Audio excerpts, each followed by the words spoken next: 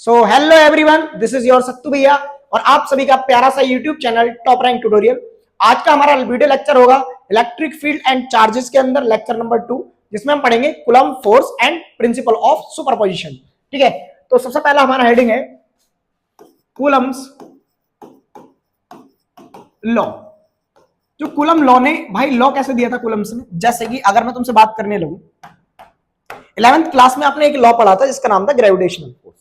वो gravitational force जो था, दो मासेस थे प्रेजेंट, एक मास m1 और एक मास m2, और वो कुछ डिस्टेंस पर प्रेजेंट थे। मान लो उनके बीच की डिस्टेंस थी हमारे पास r, और वो फॉर्मूला था F is equal to m1 m2 upon r square, और यहां पर था एक कांस्टेंट ग्रेविटेशनल c जो कि फॉलो करता था अपने पास inverse square law. Similarly inverse square law को फॉलो करने वाला कूलम्ब ने भी एक लॉ दिया था जो कि लगता था दो चार्जेस के बीच, और वो चार्जेस अपने पास क्या क्या थे भाई, मैं एक कंसीडर करता हूं सिस्टम। एक ऐसा सिस्टम मैंने कंसीडर किया जहां पर मेरे पास दो चार्जेस प्रेजेंट है किसी फिक्स्ड डिस्टेंस पर।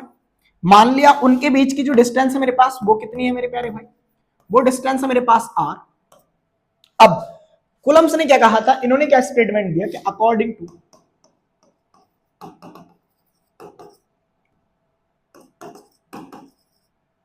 दिस लॉ, इस लॉ के अकॉर्डिंग अगर दो point charges, if two point charges are at distance apart are from each other, ऐसे करके बोला उसने कि जो दो चार्जेस हैं वो एक दूसरे से आर डिस्टेंस पर रखे हुए हैं। ठीक है भाई, इफ टू चार्जेस, मैं यहां डेफिनेशन लिख देता हूं, if two charges are at distance are from each other, ठीक है, देन तब फर्स्ट स्टेटमेंट क्या था भाई, तो इनके बीच जो एक्टिंग फोर्स होता है, then acting force between them, then acting electric force या इलेक्ट्रोस्टैटिक फोर्स, उस फोर्स का क्या नाम था मेरे प्यारे भाई, इलेक्ट्रोस्टैटिक फोर्स, क्योंकि चार्ज स्टेबल है, पोजीशन में अपने पास मूव नहीं कर रहे, तो फोर्स कैसा लगेगा, इलेक्ट्रोस्टैटिक फोर्स बिटवीन देम। वो क्या होगा, सबसे फर्स्ट पॉइंट था वह फोर्स उनके बीच की डिस्टेंस के स्क्वायर के इनवर्सली प्रोपोर्शनल। सेकंड पॉइंट था अपने पास F जो फोर्स है उन दोनों चार्जेस के मैग्नीट्यूड के प्रोडक्ट के डायरेक्टली प्रोपोर्शनल। अब जब इन दोनों रिजल्ट को कंबाइन किया ना, इन दोनों रिजल्ट को क्या किया, combine, on combining above results या बोथ अबव रिजल्ट्स, तो भाई हमको मिला F is directly proportional Q1 Q2 upon R square. ठीक है, अब दोनों चार्जेस किसी मीडियम में रखे गए होंगे, तो उस मीडियम के लिए कांस्टेंट लिया गया और उस कांस्टेंट को नाम दिया गया यहां पर K। तो F is equal to formula निकल के आया K Q1 Q2 upon R square. ठीक है, अब मैं नेक्स्ट स्लाइड पे चलता हूं। मेरे पास जो फॉर्मूला बन के आया वो फॉर्मूला बन के आया F is equal to K Q1 Q2 upon R square. ठीक है, यहां पर जो ये K था, इस K को वैल्यू दिया जाता था 1/4 पाई एप्सिलॉन नॉट। ठीक है, कितना वैल्यू दिया इसको, 1/4 पाई एप्सिलॉन नॉट, जहां पर एप्सिलॉन नॉट क्या था अपने पास, ये था परमिटिविटी फॉर फ्री स्पेस। ये फ्री स्पेस के लिए थी मेरे पास परमिटिविटी, जिसका वैल्यू होता है मेरे पास 8.85 10 टू द पावर माइनस का 12। अब अगर तू यूनिट भूल जाए मेरे प्यारे भाई, तो यूनिट निकालने का सबसे आसान तरीका होता है, देख यहां पे लिखेगा F, जो फॉर्म अपने पास फॉर्मूला था, अगर मैं इसको कंप्लीट फॉर्म में लिखूं तो 1/4 pi epsilon naught Q1 Q2 upon R square. Unit इसका चाहिए तो एप्सिलॉन नॉट कर ले एक साइड, फिर आएगा Q1 Q2 upon 4 pi into F into R square. Unit जो कैलकुलेट करूंगा वो किसका करूंगा मैं, इसका एंड इन दोनों का। भाई 4 पाई तो मेरे पास यूनिट लेस होता है, कांस्टेंट है, यूनिट होगी नहीं, तो एक Q1 Q2 दोनों है तो चार्जेस, चार्ज का यूनिट होता है कूलम, तो भाई यहां पर आएगा coulomb into coulomb, coulomb square upon force का यूनिट होता है न्यूटन, डिस्टेंस का यूनिट होता है मीटर, तो न्यूटन मीटर स्क्वायर। तो ये मेरे पास एप्सिलॉन नॉट का क्या हो गया, यूनिट। अब अगर मैं डायमेंशन ऑफ एप्सिलॉन नॉट पूछूं भाई कि डायमेंशन ऑफ एप्सिलॉन नॉट वो कितना होगा, तो एप्सिलॉन नॉट का डायमेंशन निकालते हैं हम यूनिट से। यूनिट में कूलम जो है चार्ज का यूनिट है, फॉर्मूला होता है आईटी। तो आईटी के लिए अपने पास जो डायमेंशन आएगा, आई एम्पियर इलेक्ट्रिक करंट को होता है, तो उसको ए लिखेंगे, टाइम के लिए कैपिटल टी लिखेंगे। अब हमारे पास न्यूटन जो फोर्स का यूनिट है, इसका डायमेंशन होता है एम एल टी पावर -2, और मीटर डिस्टेंस है, इसका यूनिट होता है हमारे पास डायमेंशन में एल पावर 1, और यहाँ पे 2 है तो आ जाएगा एल पावर 2। सिंप्लीफाई करेंगे तो अपने पास फॉर्म बनेगा भाई, एम पावर ऊपर जाके होएगा negative m power -1, l power यहाँ पे कितना है 1 और यहाँ पर कितना है 2, तो एल पावर 3 और ऊपर जाके हो जाएगा -3। फिर यहाँ पर अगर हम टी को देखें तो टी पावर -2 दिया हुआ है, और यहाँ पे टी पावर 1 दिया हुआ है, तो ऊपर जाके भाई ये कितना हो जाएगा टी पावर 3। और यहाँ पर जो अपने पास एम्पियर बना है वो 1 डिग्री का है, तो आ जाएगा ये, ठीक है। तो ये हो जाएगा इस एप्सिलॉन नॉट का यूनिट, ठीक है। तो अपने पास ये तो निकल कर आया इसका मैग्नीट्यूड फॉर्म। अगर हम अब एक हेडिंग लगाएंगे, vector form of Coulomb's force.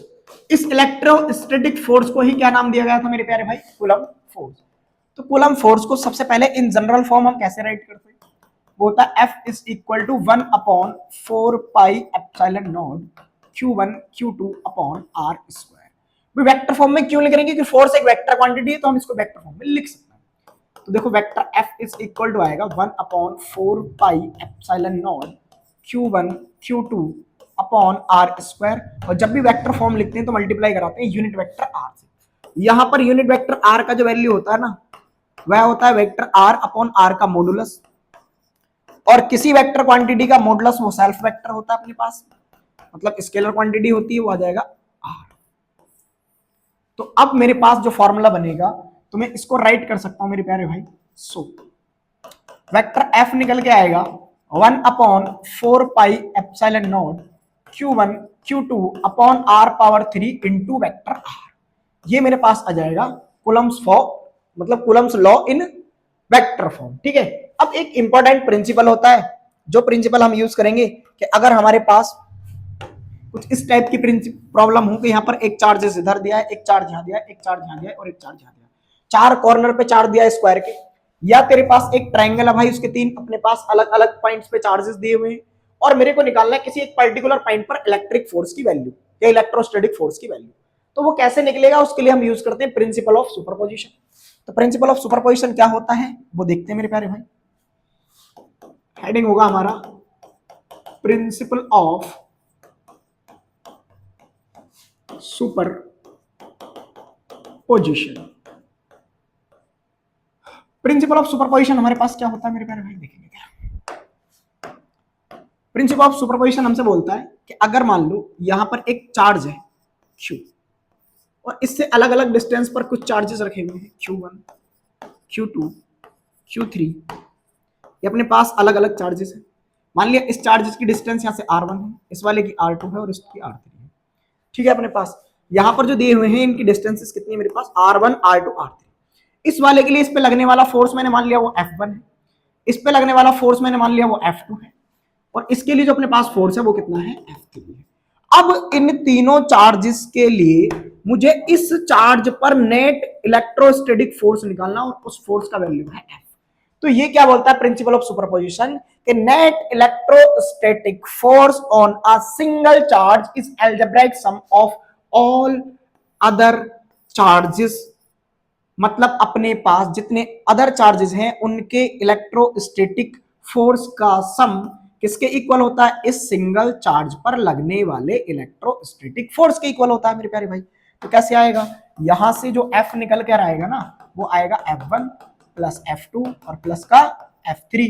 तो तुम यहां से अगर लिखते हो तो तुम्हारे पास ये F का वैल्यू जो निकल के आएगा, F1 कितना आएगा, इन दोनों के बीच में लगने वाला फोर्स है, तो 1/4 पाई एप्सिलॉन नॉट, वो कितना आएगा, यहाँ पे आएगा Q1 upon R1 square, plus कितना आएगा दूसरा वाला 1/4 पाई एप्सिलॉन नॉट, चार्ज अपने पास है Q2 और डिस्टेंस अपने पास R2 स्क्वायर, फिर आएगा 1/4 pi epsilon not Q3 upon में R3 का स्क्वायर। अब अगर यहां से हम एक काम करें मेरे प्यारे भाई, F is equal to 1/4 pi epsilon naught और इंटू चार्ज Q को कर लें कॉमन, सभी में सेम है, तो यहां से कितना बनेगा इसके अंदर, Q1 अपॉन R1 का स्क्वायर, Q2 अपॉन R2 का स्क्वायर और Q3 अपॉन R3 का स्क्वायर। तो ये हमारे पास आ गया रिजल्टेंट इलेक्ट्रोस्टैटिक फोर्स का फॉर्मूला। तो आई होप ये दोनों टॉपिक्स आपको समझ में आए होंगे। मिलते हैं नेक्स्ट वीडियो में, तब तक के लिए bye bye and take care.